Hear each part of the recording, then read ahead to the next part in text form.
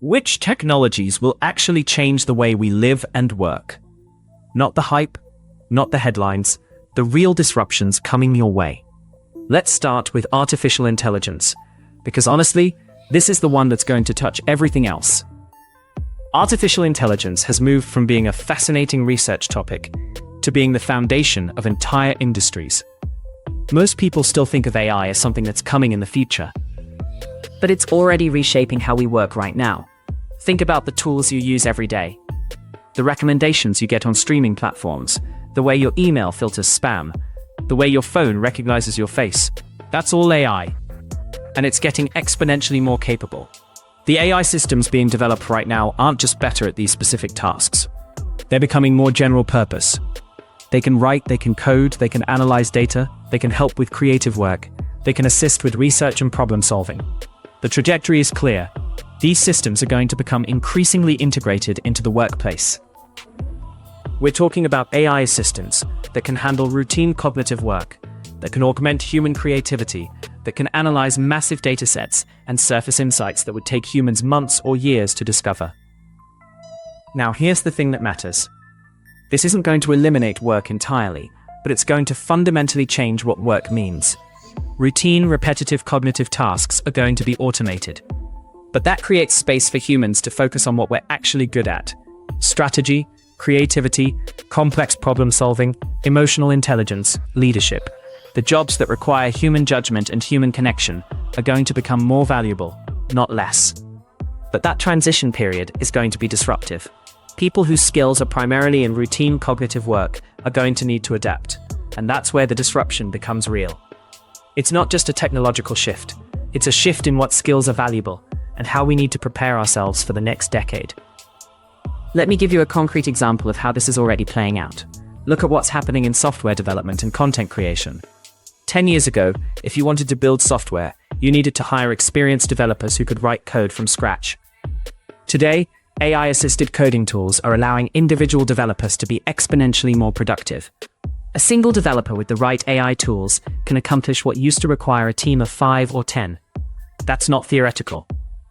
That's happening right now in companies across the world, and this pattern is going to repeat across every knowledge work industry. The disruption isn't that jobs disappear entirely. It's that the nature of the job transforms. More senior positions that focus on strategy and oversight, and entirely new roles managing the AI systems themselves. This creates a skills gap that's going to be a major challenge for the workforce. The people who can adapt and learn how to work alongside AI will thrive. The people who don't will find themselves increasingly marginalized. Here's a counterintuitive perspective that most people miss. We tend to think of AI automation as purely negative for workers. But consider this. In the 1980s and 1990s, spreadsheet software and databases automated a huge amount of accounting and data entry work. Yes, some jobs were eliminated, but the number of accountants and data analysts actually grew because companies could now afford to do more analysis with fewer people, which meant they could tackle more complex problems. The same thing is likely to happen with AI. Yes, some roles will disappear. The key difference is the transition period. People who had spreadsheet skills in 1995 thrived. People who refused to learn them struggled. The same dynamic is playing out right now with AI. The people who are learning to work with AI tools today are positioning themselves for the jobs that will exist tomorrow. Beyond AI, we've got quantum computing emerging as a genuine force. Most people don't understand quantum computing, and honestly, that's okay. But here's what you need to know. Quantum computers solve certain types of problems exponentially faster than classical computers. We're talking about problems that would take traditional computers thousands of years to solve. Quantum computers could potentially solve in hours or days. That has massive implications for cryptography, for drug discovery, for materials science, for optimization problems across every industry. When quantum computers become practical and widely available, they're going to unlock solutions to problems we haven't even been able to tackle yet. That's genuinely transformative. Consider drug discovery as a specific case study. Traditionally, developing a new pharmaceutical drug takes 10 to 15 years and costs billions of dollars. The process involves screening millions of molecular combinations to find ones that might work. Quantum computers could potentially compress that timeline dramatically by modeling molecular interactions with unprecedented accuracy. We're not talking about a 10% improvement. We're talking about potentially cutting development time in half or more. That's revolutionary for treating diseases that currently have no cure. The disruption here is that the entire pharmaceutical industry's business model, timeline, and competitive landscape is going to shift. Companies that figure out how to use quantum computing for drug discovery first will have an enormous advantage. They'll be able to bring new treatments to market faster and cheaper than competitors still using traditional methods. That's not just a competitive advantage. That's potentially transformative for patients waiting for treatments that don't yet exist. Then there's biotechnology and genetic engineering. CRISPR and other gene editing technologies are becoming increasingly precise and accessible. We're moving toward a world where we can edit genes to eliminate genetic diseases, where we can engineer crops to be more nutritious and more resilient to climate change, where we can potentially extend human health span and quality of life. This is profound stuff.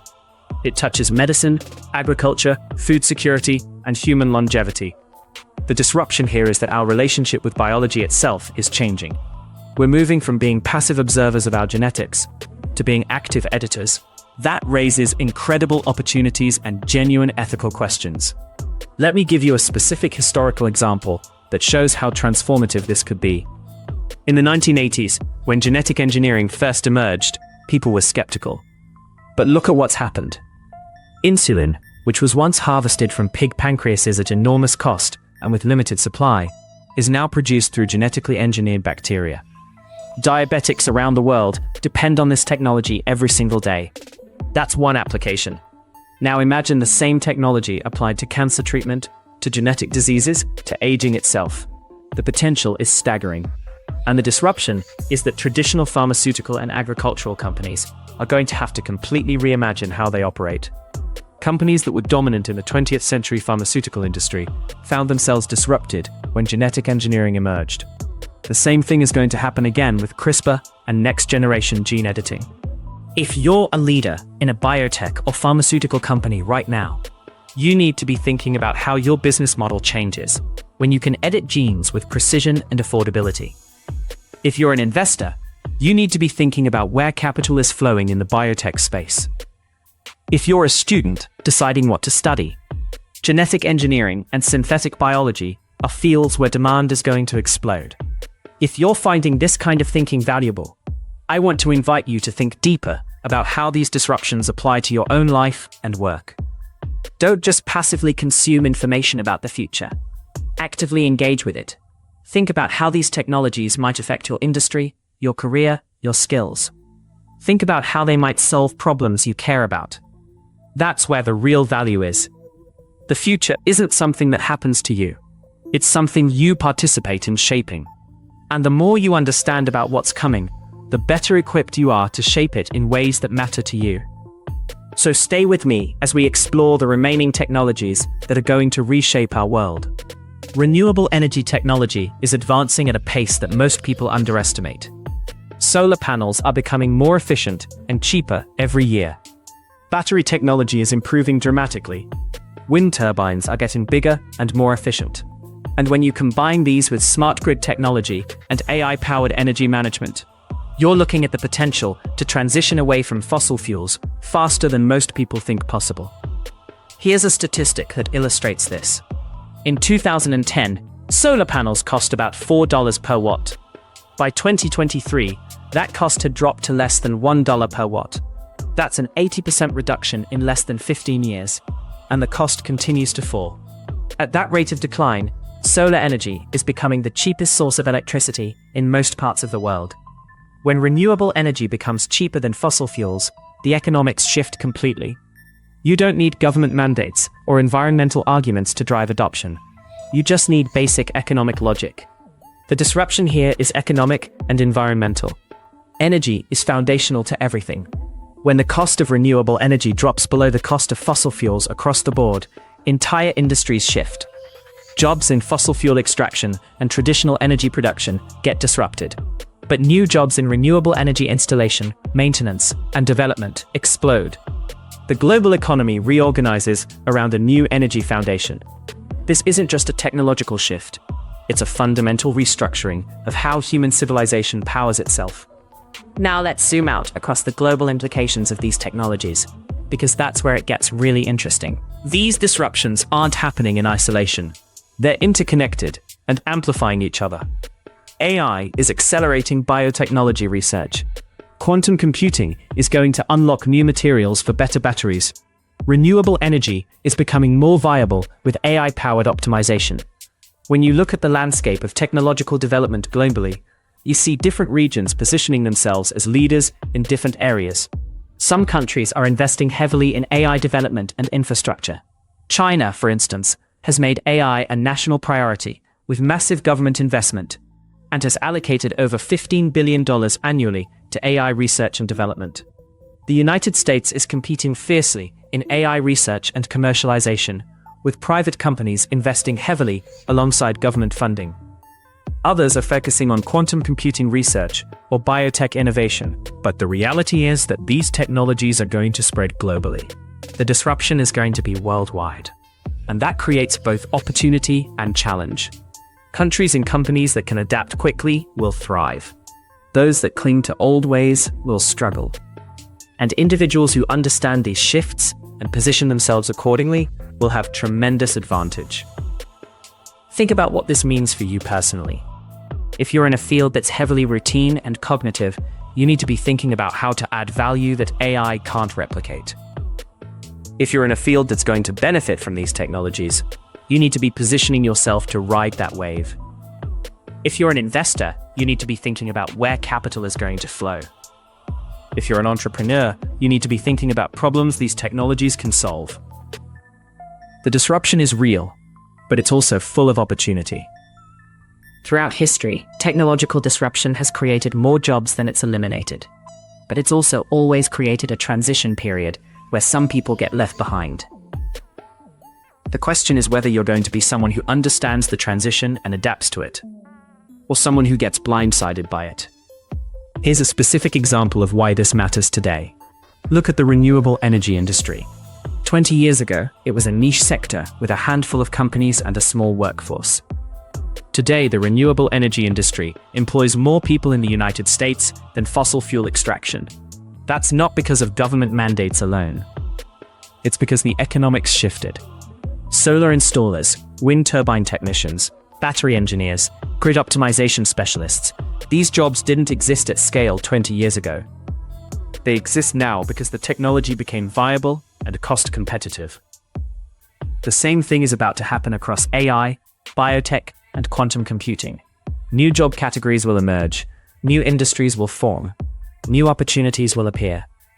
But they'll appear fastest for people who understand the technology and position themselves accordingly. Here's what I want you to understand about the next decade. The technologies we're talking about aren't speculative. They're not science fiction. They're real, they're being developed right now, and they're going to have impact. Some of that impact will be positive and transformative. Some of it will be disruptive and challenging. But all of it is going to require us to think differently about work, about education, about how we prepare ourselves for the future. The winners in this transition are going to be the people who understand what's coming and who take action to position themselves accordingly. They're going to be the people who are curious about the future, who are willing to adapt and evolve as the world changes around them. So here's my challenge to you. Don't just watch this video and move on. Take one action today based on what you've learned. Maybe it's reading an article about AI or quantum computing. Maybe it's thinking about how your industry is going to be disrupted. Maybe it's learning a new skill that's going to be relevant in the future. Maybe it's exploring how these technologies might solve a problem you care about. Whatever it is, do something, because the future belongs to the people who actively participate in shaping it, not the people who passively watch it happen. If you're finding this kind of thinking valuable, subscribe to Future Frontiers for more on where technology is taking us and how to think about the future strategically. More from Future Frontiers every week. Subscribe to stay updated, because the future isn't something that happens to you, it's something you participate in creating. And the more you understand about what's coming, the better equipped you are to build the future you actually want.